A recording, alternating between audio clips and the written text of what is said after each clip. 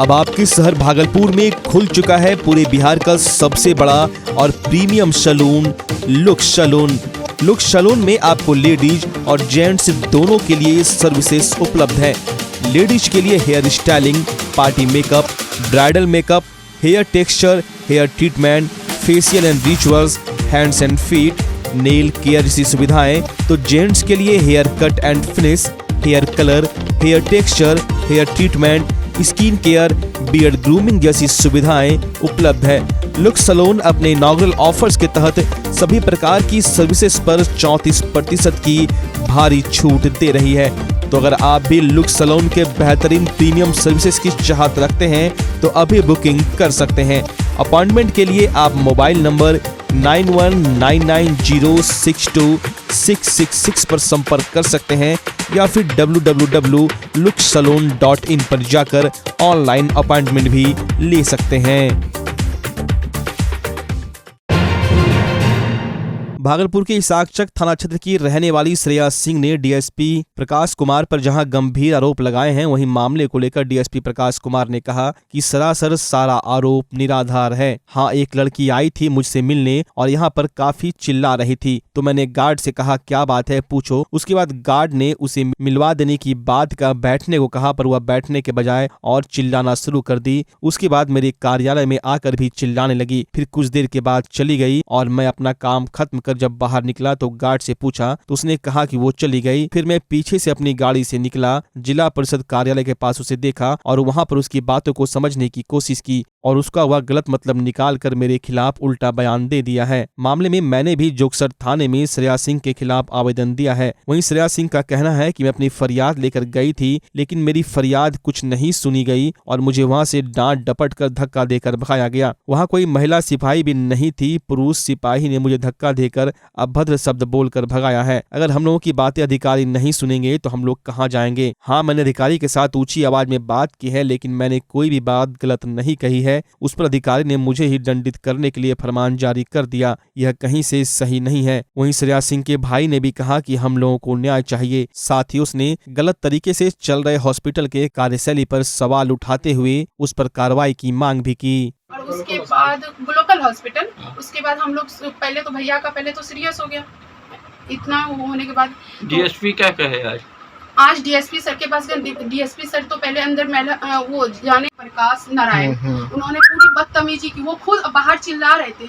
जब उन्होंने बाहर अपने अधिकारी को जाके अंदर बोले, अधिकारी उठे अपने चेयर से मेरे साथ पूरी। कई दिन से दौड़ रही हो थाना तो परसों से 3 दिन से थाना दौड़ रहे हैं और कोई कार्रवाई हॉस्पिटल के ऊपर हो नहीं रहा है। और बात ये है कि मेरे पास शिकायत लेके आई थी, इसका कुछ मेरे पास जिक्र नहीं है। शिकायत वो सबौर लेके गई थी, आज भी आए थे। सबौर में इसका था कि मेडिकल नेग्लिजेंस का आरोप लगा रहा है। ग्लोकल हॉस्पिटल में इन्होंने कुछ इलाज करवाया है अपना, तो इलाज इनका 100% सक्सेसफुल नहीं रहा है। फिर ये इनका कहना है कि दूसरे हॉस्पिटल में जाके हम इलाज कराया तो मेरा सक्सेसफुल हो गया। तो आप हॉस्पिटल के अगेंस्ट में आप FIR कीजिए, कार्रवाई कीजिए। और इसने आरोप लगाया है, वहाँ स्टाफ को भी धमकी दिया है तरह तरह का, और आरोप लगाया है कि इनसे 2 लाख समथिंग का बिल बनाया है और 29-30 हज़ार का इससे कैश भी लिया है। ये हॉस्पिटल पर आरोप लगाया है। लेकिन जब कैश का अभी रिसीट मांगा गया था तो कैश का रिसीट उनके पास है नहीं, बोलता रिसीट वगैरह नहीं दिया है। जबकि वहाँ पर जांच करने गया था तो वो बताया है कि ये कैशलेस किया गया है, ऐसा इससे पैसा लिया ही नहीं गया है। तो फिर इसमें ये आवेदन दिया गया है, वरीय अधिकारी को भी आवेदन मिला है। इसमें फिर जो होगा हम लोग करेंगे। SSP से वही मेरी सिस्टर लापता हो गई, DSP के दबाव में आके उसके जो पेपर ऊपर में आया है कि उसके ऊपर FIR वगैरह शिकायत वगैरह दर्ज हुआ है।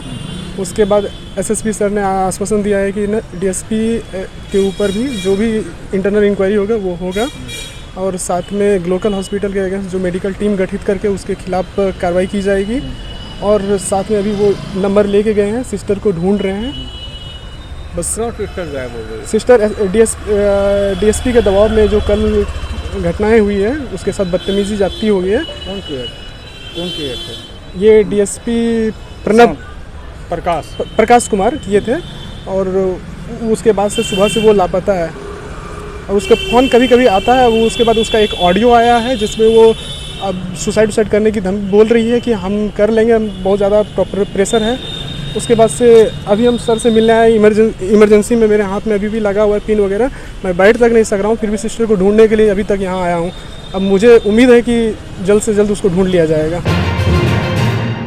भागलपुर के सुल्तानगंज अजगैबीनाथ धाम से प्रत्येक दिन हजारों की संख्या में कांवरिया जल भरकर सुल्तानगंज से बाबा धाम जाते हैं। इसकी सुरक्षा को लेकर प्रशासन ने विशेष पहल कर रखी है। सीसीटीवी कैमरे के साथ साथ अन्य पुलिस बल की भी तैनाती की गई है, लेकिन कांवरियों की सुरक्षा के लिए शेरनी दल की गश्ती भी लगातार देखी जा रही है, जहां शेरनी दल की महिला जवान सिपाही लगातार गंगा घाट से लेकर कच्ची कांवरिया पथ पर लगातार गश्ती करते दिख रही है, ताकि कांवरियों को किसी तरह की परेशानी न हो। मेला में कांवरियों की भीड़ को देखते हुए वरीय पदाधिकारी महोदय द्वारा और डीएम साहब के द्वारा संयुक्त आदेश में आदेश दिया गया है कि जहाँ भी महिला की संख्या ज़्यादा है, कांवरिया महिला की, उन लोग को जितना बन सके हम लोग सुरक्षा प्रदान करेंगे।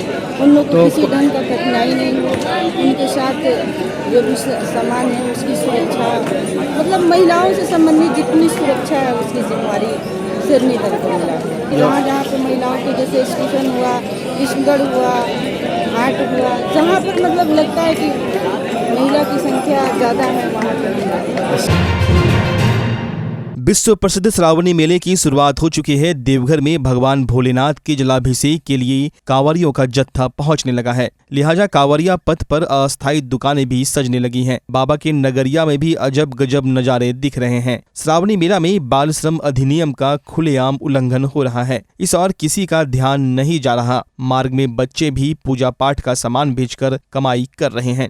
जिन बच्चों के हाथ में किताब और पेंसिल होना चाहिए, वो टॉर्च, मोबाइल कवर, कांवर सजाने वाला फूल और रुपया रखने वाला बैग बेचने में लगे हैं। प्रशासनिक अनदेखी से बच्चे भी मेला में कमाई करने में लगे हुए हैं। बच्चों का कहना है कि श्रावणी मेला में इतनी कमाई हो जाती है कि साल भर सोचना नहीं पड़ता है।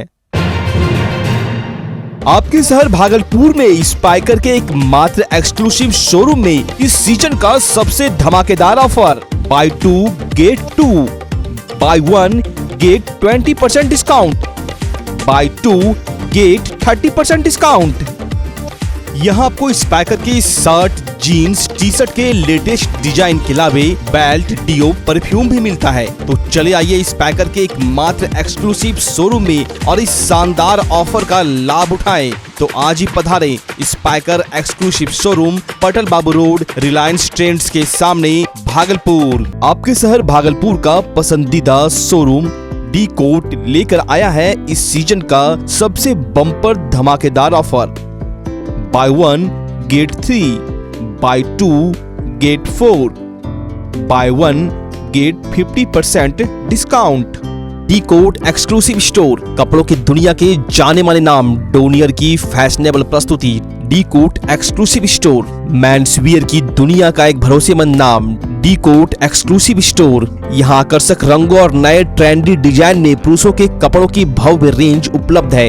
Denim, jeans, shirt, T shirt, trouser, pant, jacket, track pant, lower सहित men's party wear, formal wear की विशाल श्रृंखला मिलेगी, वो भी बिल्कुल नए डिजाइन और रंगों के साथ। तो चले आइए डी कोट और लगन के मौसम में इस भारी छूट का लाभ उठाएं। हमारा पता है डी कोट, पटल बाबू रोड, स्पाइकर शोरूम के बगल में, रिलायंस ट्रेंड्स के सामने, भागलपुर। बच्चा जब जन्म लेता है तो कई बार बच्चा तुरंत नहीं रोता है, रोने में देर हो जाता है। ऐसे में बच्चा क्षतिग्रस्त हो जाता है और उसके बचने की संभावना कम हो जाती है। और यदि बचा तो भविष्य में उसमें विकलांगता की समस्या आती है, जिसे सीपी कहते हैं, जिसका कोई माकूल इलाज नहीं है और ज़िंदगी भर बच्चा विकलांगता से जूझ सकता है। ऐसे में पूरे संसार में कूलिंग थेरेपी का सहारा लिया जाता है।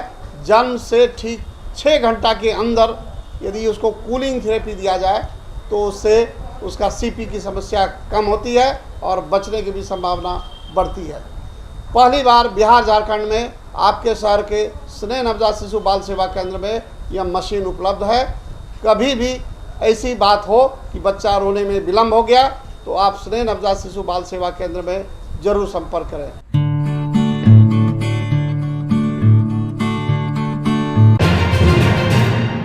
बदन पर भगवा लाल कपड़े, नंगे पैर और भोले की मस्ती के बीच कांवड़ यात्रा में आपने कई लोगों को देखा होगा, लेकिन इस बार पवित्र धार्मिक यात्रा पर कुछ ऐसे श्रद्धालु भी निकले हैं जिन्होंने कंधे पर लदे बहंगी में अपनी मां को भी बिठा रखा है। खगड़िया जिला के परबत्ता गांव निवासी अपनी मां को देवघर लेकर जाने के लिए पुत्र रंजीत शाह ने बहंगी तैयार की है, जिसके बाद श्रवण कुमार की तरह उसमें माता को बैठाकर जलाभिषेक के लिए सुल्तानगंज से निकल पड़े हैं। इतना ही नहीं, इस काम में उनके परिजन संगीत शाह, मंजू देवी, गुड़िया देवी, भाई विनोद शाह, दीपक शाह भी उसका भरपूर सहयोग कर रहे हैं। उन्होंने बताया कि रंजीत की मां काफी बीमार थी, दवा का असर नहीं हो रहा था। उन्होंने बाबा भोलेनाथ को पुकारा और उसकी पुकार सुन ली गई।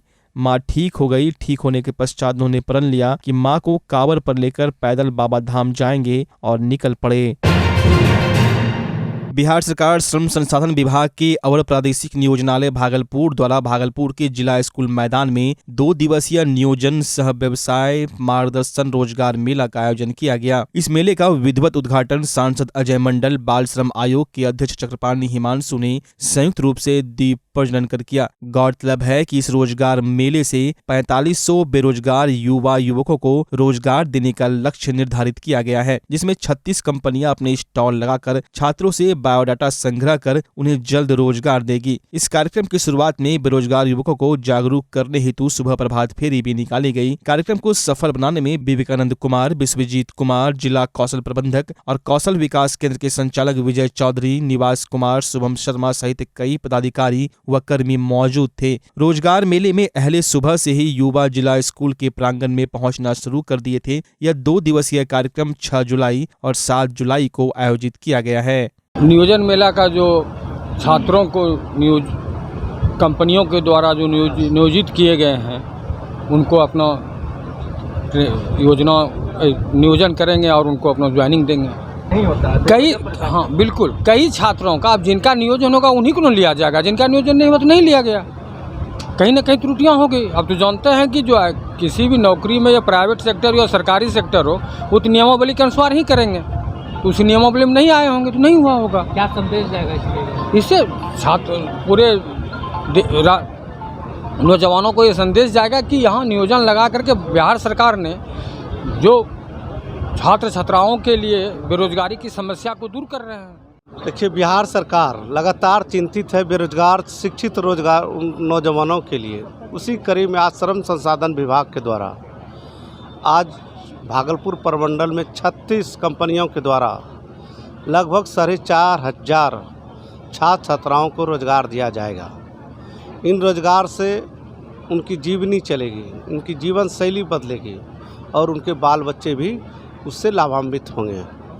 इसके लिए आज 36 जो कंपनी है वो अलग अलग स्टॉल लगा करके यहाँ पर सभी छात्र छात्राओं का आवेदन लिया जाएगा। उसमें जो उपयुक्त होगा उसको रोजगार लगभग 4,500 रोजगार इन कंपनियों को देना है।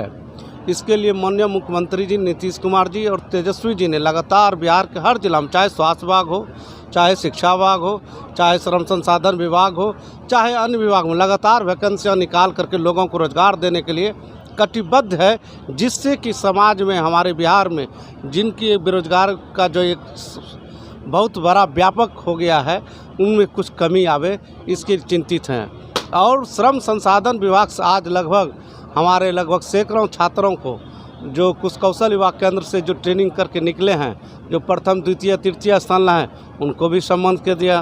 कौशल विभाग केंद्र के संचालक, उनको भी सम्मानित किया गया है। और दूसरा बताया गया, एक्ट भी बताया गया, अगर जिनका नियोजन हो गया है, नियोजक के द्वारा जिन आवेदनकर्ता का नौकरी लग गया है, नियोजन उसका हो गया है, उनको कोई हटा नहीं सकता है। उनके लिए एक्ट है, वो अगर कोई उनको पहले हटाते हैं बिना किसी सूचना का, तो हमारे विभाग में आकर के डीएलसी सर के यहाँ आकर के आवेदन दें। और दूसरा, कहीं भी काम करते कहीं दुर्घटना हो जाए तो जो नियोजक है उससे कोई समझौता करना नहीं चाहिए, उसको डायरेक्ट आकर के आवेदन दे करके यहाँ तो लगभग 10 से 15 लाख रुपया उसको मिलता है। तीसरा ये है कि श्रम संसाधन विभाग जन्म से लेकर के मृत्यु तक का लाभ देता है। जैसे हमारे यहाँ मातृत्व लाभ पर जो अगर रजिस्ट्रेशन कोई करवाते हैं उनको 37,000 रुपया मिलता है।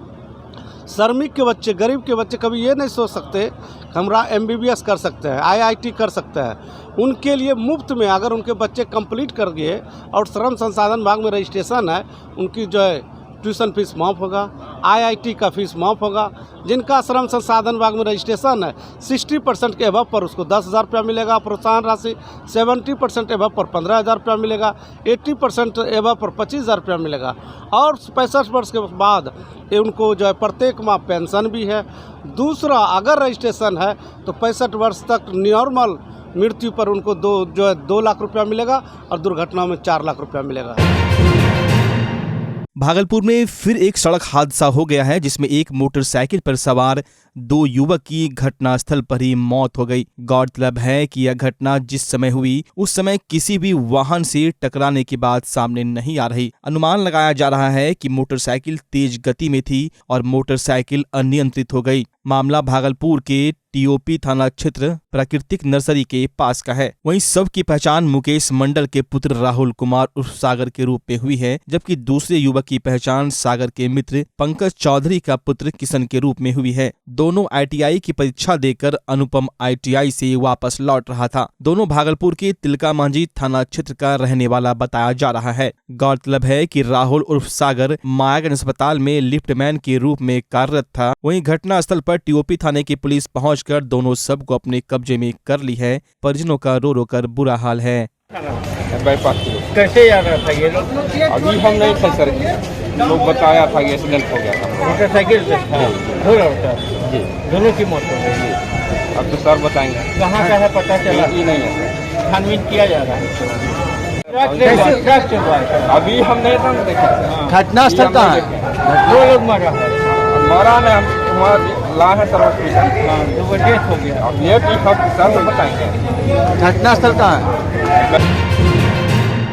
विजय श्री प्रेस संचालन एजेंसी द्वारा भागलपुर के सैंडिस कंपाउंड मैदान में श्रावणी पौधारोपण समारोह का आयोजन किया गया, जिसमें कई फलदार वृक्ष औषधीय पौधे लगाए गए। जिसमें नगर आयुक्त योगेश सागर ने इस कार्यक्रम में कई पौधे लगाकर कार्यक्रम की शुरुआत की। सैंडिस कंपाउंड में कुल 150 पौधे लगाए गए। उन्होंने कहा कि हम लोगों का लक्ष्य है सैंडिस कंपाउंड मैदान में 1000 पौधे लगाने का। हम लोगों ने सैंडिस कंपाउंड के कई क्षेत्रों में पौधे लगाने का कार्यक्रम शुरू कर दिया है। साथ उन्होंने बताया कि सैंडिस कंपाउंड के कई जगहों को चिन्हित कर विशेष ग्रीन जोन बनाया जा रहा है, जहां एक ही जगह पर कई तरह के पौधे उपलब्ध रहेंगे। कार्यक्रम के दौरान भागलपुर नगर आयुक्त योगेश सागर के अलावे विजय श्री प्रेस संचालक एजेंसी के कई कार्यकर्ता व शहर के कई गण्यमान्य लोग मौजूद थे। वहीं वृक्षारोपण कार्यक्रम के बाद नगर आयुक्त सैंडिस कंपाउंड मैदान में बन रही स्मार्ट सिटी के कई कार्यों को भी देखा। वहीं कई दिनों से बंद पड़े स्विमिंग पूल को भी विधि विधान से पूजा पाठ कर आज से प्रारंभ किया गया। गौरतलब है कि सैंडिस कंपाउंड के स्विमिंग पूल में कुछ दिन पहले एक हादसा हो गया था, जिस कारण स्विमिंग पूल बंद पड़ा हुआ था। गौरतलब है कि अब स्विमिंग पूल में पानी भी 5 फीट से ज्यादा नहीं रखा जाएगा। स्वच्छ भारत मिशन के तहत सबौर प्रखंड में प्लास्टिक अपशिष्ट प्रबंधन इकाई का उद्घाटन DDC अनुराग कुमार के द्वारा फीता काट कर किया गया। इस प्लास्टिक अपशिष्ट प्रबंधन इकाई के उद्घाटन कार्यक्रम में शहर के कई गण्यमान्य लोग एवं प्लास्टिक अपशिष्ट प्रबंधन इकाई के अधिकारी व कर्मी मौजूद थे। वहीं इस योजना के तहत शहर में प्लास्टिक को एक जगह जमा कर उसे सड़क बनाने के काम में या किसी अन्य काम में लाए जाने के लिए उपयोग किया जाएगा। उद्घाटन सत्र में पहुंचे DDC अनुराग कुमार ने कहा कि यह एक अच्छी पहल है, इससे पर्यावरण शुद्ध होंगे। जैसा कि जानते हैं आप लोग, हम लोगों की एम है कि प्लास्टिक वेस्ट मैनेजमेंट यूनिट कम से कम हर एक अनुमंडल में चालू हो जाए। तो हम लोगों ने नौगछिया में, गोपालपुर में इसको चालू करवाया था। जो सदर अनुमंडल है उसमें सबौर जगह चिन्हित किया गया और कहलगांव प्रखंड के अंतर्गत प्लास्टिक वेस्ट मैनेजमेंट चालू करेंगे। इसका ये मकसद है कि जितने भी हम लोग के वेस्ट प्रोसेसिंग यूनिट है पूरे पंचायतों में, रूरल एरियाज में, वहाँ पे जितने भी आपके वेस्ट कलेक्ट होते हैं उसमें जो प्लास्टिक मटेरियल है उसको यहाँ पे ला करके हम लोग प्रोसेस करें और उसके बाद उसको प्रोसेस करके इसका रीयूज़ हो सके। तो जैसा कि सीमेंट फैक्ट्रीज़ हैं या जो रोड की कंपनीज़ हैं तो इनसे प्लास्टिक शेडेड भी संचालित कर रही है, यहाँ पे भी करेगी। तो एक बिजनेस मॉडल में ऑपरेट होगा जहाँ पे ये लोग इस प्लास्टिक को कलेक्ट करके इनको बेचेंगी और जो भी मुनाफा होगा ये लोग खुद इसी को मेंटेनेंस करने में उसका यूज़ होगा। तो इस तरह से हम लोगों का वेस्ट भी क्लियर हो जाएगा। उसके साथ में ही बहुत लोगों को लाइवलीहुड, जैसा कि यहाँ पे जीविका दीदी हमको ये भी मिलेगी। इसमें हम लोग के जितने भी स्वच्छता कर्मी हैं उनका भी अहम योगदान होगा, क्योंकि यही लोग हैं जो पूरे पंचायतों से जो कचरा है वो कलेक्ट करके सेग्रीगेट करके वेस्ट प्रोसेसिंग यूनिट तक लाएंगे। भागलपुर के सुल्तानगंज के अजगैबी नाथ धाम में श्रावणी मेला उद्घाटन के दूसरे दिन ओम ग्रुप मटिया ब्रज कलकत्ता के कांवरियों ने मां दुर्गा के विशाल कांवर को लेकर अजगैबीनाथ धाम के उत्तरवाहिनी गंगा जल लेकर पैदल बाबानाथ धाम के लिए रवाना हुए। इस दौरान कांवरिया गोविंद कुमार ने बताया कि 3 वर्षों से बाबा भोलेनाथ के दरबार में अलग अलग तरह का कांवर लेकर जाते हैं। बाबा भोलेनाथ हम सबों की सारी मनोकामनाएं पूर्ण करते हैं। Kolkata West Bengal Garden shipbuilders. कौन सा ग्रुप है ये कांवर का? ओम ग्रुप। हम ग्रुप कितने सालों से आ रहे हैं? 2016। तो इस बार सब अलग अलग प्रतिमा लेके जाते हैं कि दुर्गा प्रतिमा ही लेके जा रहे हैं? अलग अलग प्रतिमा रहता है, लड़का का हिसाब से चलता है, लड़का लोग जैसा बताता है उस तरीका से निकलता है। श्रावणी मेला क्षेत्र में टोटो चालक के नहीं जाने देने पर टोटो चालकों ने हड़ताल करते हुए हंगामा किया। टोटो चालकों ने बताया कि श्रावणी मेला क्षेत्र में टोटो चालकों को पुलिस के द्वारा टोटो लेकर अंदर जाने नहीं दिया जाता, जिससे बाहर से आने वाले कांवरियों को काफी परेशानियां हो रही है। वहीं टोटो चालक अपना वाहन लेकर नगर उप सभापति नीलम देवी के आवास पर पहुंचकर जमकर हंगामा किए। नगर उप सभापति नीलम देवी के पुत्र लोजपा प्रखंड अध्यक्ष मनीष कुमार ने टोटो चालकों से बातचीत कर पदाधिकारियों को अवगत कराते हुए निदान की बात कही। श्रावणी मेला स्टार्ट है। श्रावणी मेला में सबसे ज़्यादा दिक्कत किसी को अगर होता है तो टोटो चालक को होता है। सारा रूट बंद कर दिया जाता है। पिछले वर्ष भी टोटो चालक, जितना भी टोटो चालक है पूरे सुल्तानगंज नगर में, सभी टोटो चालक जो है मेरे आवास के सामने आकर के जो है शांतिपूर्ण तरीके से इसका विरोध किया था और बोला गया था, इन लोगों का वाजिब मांग था कि हम लोग को भी जगह दिया जाए। हम लोग यदि नहीं कमाएंगे तो फिर मेरा परिवार कैसे चलेगा। इस उद्देश्य के साथ इस वर्ष भी, पिछले वर्ष भी विकल्प जो है और उस समय के प्रशासन के द्वारा निकाल दिया गया था। इस वर्ष भी जो है इन लोगों का जो है यही मांग है कि हम लोगों को कमाने का रास्ता दिया जाए और इससे क्या होता है कि यात्री को भी सुविधा मिलता है, यात्री भी सुगम तरीके से जो पहुंच जाता है जगह पे और उससे इस एवज में जो इन लोगों की कमाई जो होती है और इनका घर परिवार चलता है। इस तरह का रूट जो है, सारा रूट बंद हो जाने की वजह से, टोटो नहीं चलने की वजह से इन लोगों में काफ़ी परेशानी है।